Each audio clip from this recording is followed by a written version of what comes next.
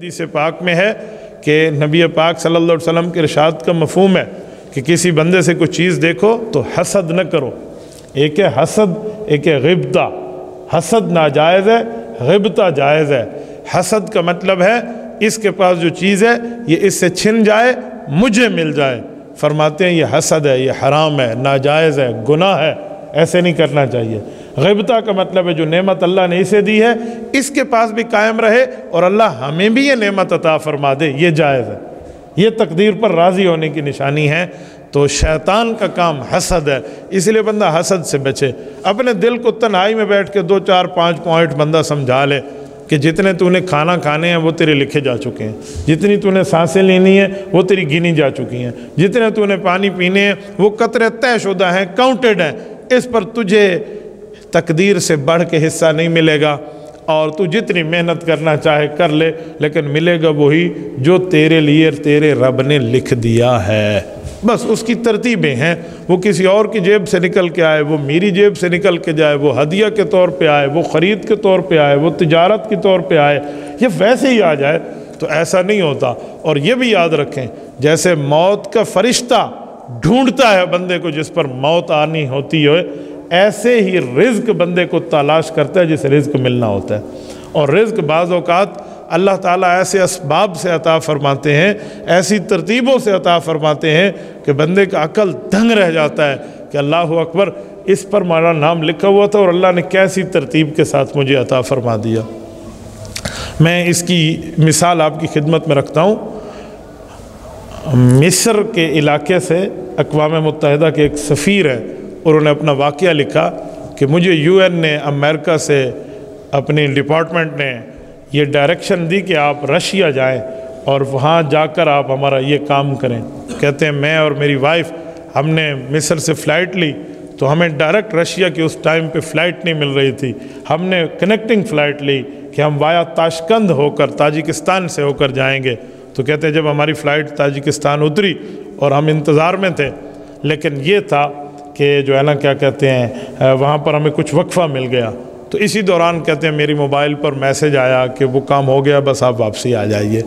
تو کہتے ہیں ہم نے اپنا پلان کینسل کیا اور ہم واپس آنے لگے۔ تو میں نے بیگم سے کہا کہ 2 گھنٹے بعد تو ہم آرام سے ایجپٹ پہنچ جائیں گے۔ یہ جو ہم نے 2 مرغیاں فرائی کرا کے لی تھی وہ مصر کی ایک ہوٹل سے کہ راستے میں بھوک لگے گی تو کھا لیں گے، تو یہ تو ہمارے اب کام کی نہیں ہے، ہم نے تو گھر پہنچ جانا ہے، تو اس کا کیا کریں؟ انہوں نے کہا جی کسی فقیر کو دے دیں۔ کہتے راستے ہوئے ایک خاتون بیٹھی تھی، ہم نے اس کو دے دی، یہ پتہ نہیں کوئی مرد تھا، وہ اس مستحق کو دے دی، اس نے بڑا اللہ کا شکر ادا کیا اور ہمارے بڑا تھینکفل ہوا، اور ہم ایئرپورٹ میں داخل ہوئے، بورڈنگ ہوئی اور ہم ٹکٹ لے کے اپنے گھر آ گئے۔ کہتے جب ہم گھر آئے اور بیڈ پہ بیٹھے تو میں سوچنے میں لگ گیا کہ ہمارا یہ ٹریول کیوں ہوا؟ جو کام تھا وہ کام بھی آدھے راستے میں ہو گیا۔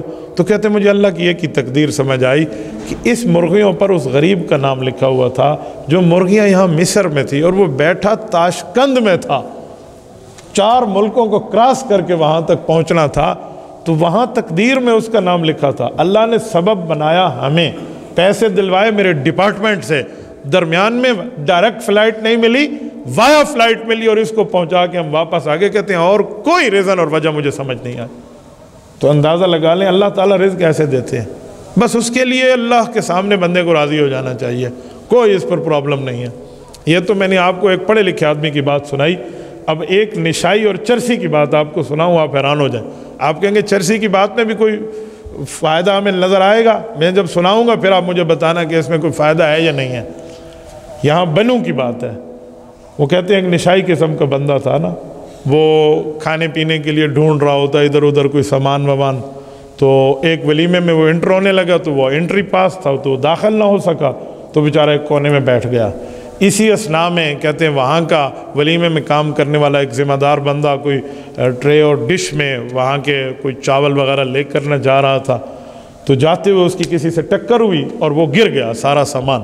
تو اس کو بہت غصہ آیا، اس نے اپنا وہ چاڑا، کیا نام ہے، وہ جو ڈش اس کے ساتھ، وہ اٹھ کے چلا گیا، اور یہ پیچھے اتنا ڈھیر پورا چاولوں کا رہ گیا۔ تو یہ بندہ اٹھ کے کھانے لگا، جس کو انٹری پاس کی وجہ سے اندر نہیں جانے دیا، یہ کھا رہا تھا۔ تو کہتے ہیں ایک شخص گزرا اور اس نے اس سے کہا کہ یار کیا کر رہے ہو، کھا رہے ہو ادھر نیچے بیٹھ کے؟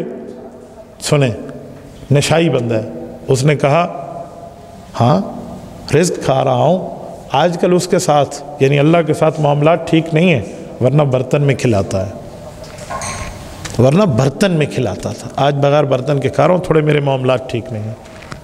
اس سے ہم اندازہ لگا لیں، میں نے اس پڑھے لکھے کی بات بھی سنائی اور اس کی بات بھی سنائی، تو ہم اس سے خود اندازہ لگائیں کہ ہم اللہ کی دی ہوئی تقدیر پہ جب راضی ہو جائیں گے تو ساری ٹینشنیں یوں ہوا منصورہ ہو کے اڑ جائیں گی، کچھ بھی نہیں بچے گا۔ یہ حسد، یہ کینہ، یہ بغض، یہ لڑائی، یہ فساد، یہ ٹینشن ساری ختم ہو جائے گی، ٹینشن فری لائف ہو جائے گی ہماری، بغیر کسی پریشانی کے بندہ زندگی گزارے گا۔ اور اگر اللہ کی تقدیر پہ راضی نہ ہوئے تو ہوگا وہی جو رب نے لکھا ہے، لیکن ہم صرف اور صرف پریشان اور سرگردان رہیں گے۔